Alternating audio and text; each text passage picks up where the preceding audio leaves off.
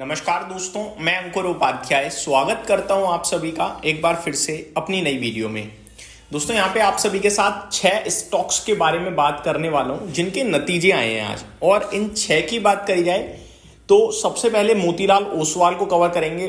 Disaster number लगे actually मैं बताऊं तो, और ये स्टॉक चला हुआ भी है। मेरे को लगता है अलर्ट है मेरी तरफ से एक तरीके से। हालांकि लॉन्ग टर्म पे मेरे को ये पूरी इंडस्ट्री पसंद है, बट करंट सिचुएशन में तो काफी वीक नंबर लगे हैं। दूसरा स्टॉक है नवीन फ्लोराइन, सुपर्ब नंबर्स लगे, मतलब मजा आ जाएगा आपको सुनकर भी। थर्ड आईटीसी है, कहना ही समझ में नहीं आएगा अच्छे बोलोगे खराब, तो मिले जुले कहूंगा मैं, एक्सपेक्टेड लाइन पे ही है। और दूसरा स्टॉक एफएमसीजी से डाबर है, इसके भी सिमिलरली एक्सपेक्टेड लाइन पे, कहीं अच्छे कहीं खराब मिले जुले टाइप। अगला स्टॉक होगा अगला होगा मन्नापुरम फाइनेंस, 5वां स्टॉक। इसके भी खराब नतीजे बोलूंगा, पूरी तरीके से बेकार। और लास्ट 6th स्टॉक होगा मान्यवर, इसके भी खराब नतीजे हैं, पूरी तरीके से बेकार। तो सबसे पहले मोतीलाल ओसवाल के नंबर्स मैं आप सभी के साथ डिस्कस करता हूं दोस्तों। आपको भी सुनकर बड़ा झटका लगेगा अगर आप इसके इन्वेस्टर हो तो, मतलब वीक नंबर है काफी ज्यादा। तो अगर मोतीलाल ओसवाल की बात करूं दोस्तों तो मुनाफा से शुरुआत करते हैं। 1120 करोड़ से प्रॉफिट 362 करोड़ पे रह गया है, यानी कि आप ये कह लो 60% से ज्यादा प्रॉफिट टूटा है। 1120 करोड़ से 362 करोड़ पे मुनाफा रह गया है, और रेवेन्यू 2840 करोड़ से 1850 करोड़ पे रह गया है। रेवेन्यू में काफी बड़ी गिरावट है, मुनाफे में काफी बड़ी गिरावट है। मार्जिन्स की बात करें तो 63.92% से घटकर 45.42% पे रह गए हैं, बहुत ही खराब। और एबिटा 1800 करोड़ के सामने 840 करोड़। तो क्या बताऊं मैं इस नंबर को, मतलब मेरे को काफी वीक लग रहे हैं, तो बहुत ही ज्यादा मेरी तरफ से तो अलर्ट ही कहूंगा मैं। तो ये हो गया। एक बार मोतीलाल ओसवाल के थोड़ा चार्ट स्ट्रक्चर भी आपके साथ शेयर करता हूं दोस्तों, क्योंकि रिसेंटली चला हुआ स्टॉक है, इसने हाई लगाया है अभी रिसेंट डेज में, तो मैं अलर्ट ज्यादा बड़ा करूंगा। अभी एग्जैक्टली अपने सपोर्ट पे है, एग्जैक्टली 20 EMA पे है।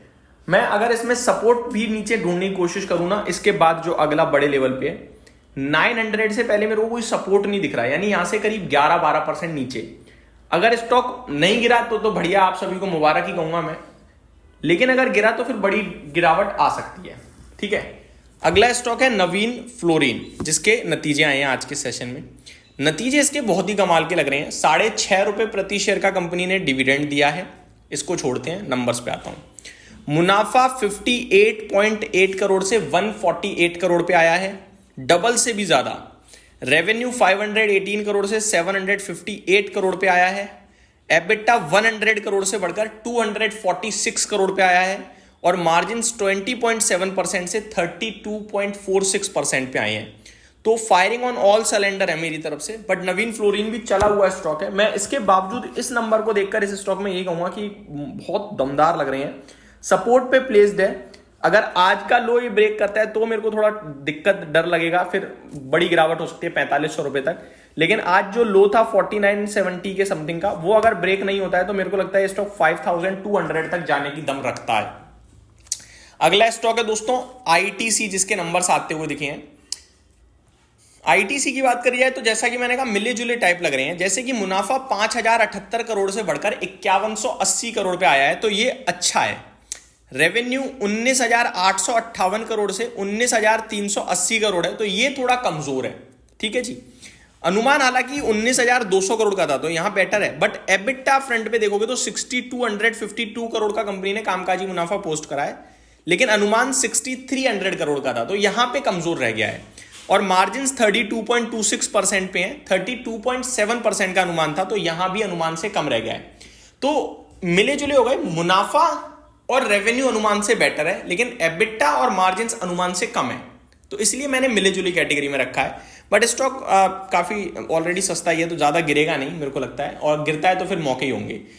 अगला है डाबर, 2 रुपए 75 पैसे का डिविडेंड आया है, 452 करोड़ का प्रॉफिट कंपनी ने पोस्ट करा है। अनुमान 450 करोड़ का था, तो 2 करोड़ से बीट करा है अनुमान को, बढ़िया।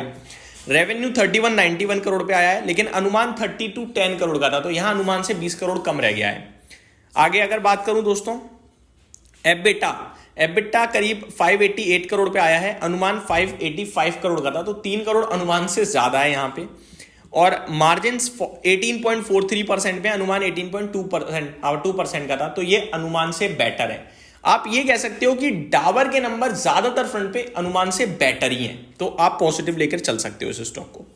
अगला है मन्नापुरम फाइनेंस, ये मेरे को खराब लग रहे हैं नंबर। प्रॉफिट 571 करोड़ से घटकर सीधे 220 करोड़ पे रह गया है, और रेवेन्यू 2633 करोड़ से घटकर 2283 करोड़ पे रह गया है, तो बेकार है दोनों तरफ ही। अब आता हूं मैं दोस्तों मान्यवर पे। इसके नंबर्स भी काफ़ी वीक लग रहे हैं मुझे मान्यवर के, और मेरा मानना है कि ये भी बिग अलर्ट है, क्योंकि काफ़ी खराब है। थोड़े बहुत, एक होते हैं थोड़े बहुत खराब, एक होते हैं ज़्यादा खराब, तो मेरे को ज़्यादा खराब लग रहे हैं। मुनाफा 67 करोड़ के सामने 56 करोड़ पे रह गया है, तो इतने भी खराब नहीं है जितना मैं बोल रहा था। मार्जिन 45.54% से 42% पे रह गए हैं। एबिटा 120 करोड़ के सामने 110 करोड़, और रेवेन्यू 270 करोड़ से 260 करोड़। तो हर तरफ डिप है, बट ज्यादा नहीं है, थोड़ी थोड़ी डिप है। तो ये मेरी तरफ से अपडेट थी, उम्मीद करता हूँ डिटेल्स पसंद आई होंगी। Thank you so much for watching this video, have a great day guys.